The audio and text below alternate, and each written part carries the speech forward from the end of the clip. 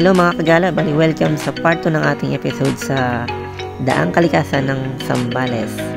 So ano nga ba dapat mga isipin natin, dalhin natin pag pupunta tayo sa Daang Kalikasan? So ito yung mga ilang tips mga kagala, no? So unang-una pa lang yung magbaon tayo ng dasal sa daan. Maraming mga surprise na butas, mga tagtag. So mag-iingat kayo dyan mga kagala. Then sa mga daan papuntang Kalikasan, no, marami siyang curve.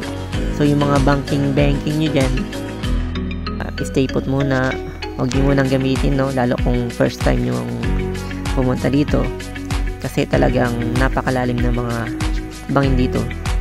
Masasurprise kayo lalo, maraming maliliit na bato, mga buhangin.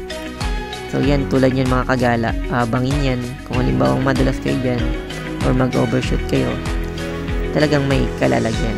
So doble ingat, no, lalo kung first time.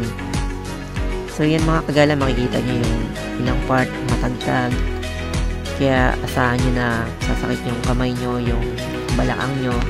So kayo nang bahalang mag-prepare para dyan.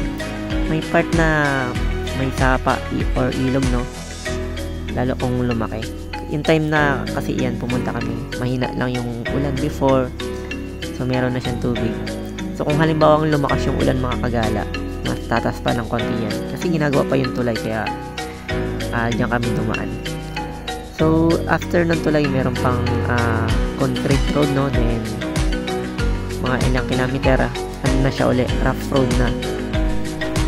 So hindi na nga kami ganun ka lumayo mula sa concrete road, no mga kagala, no.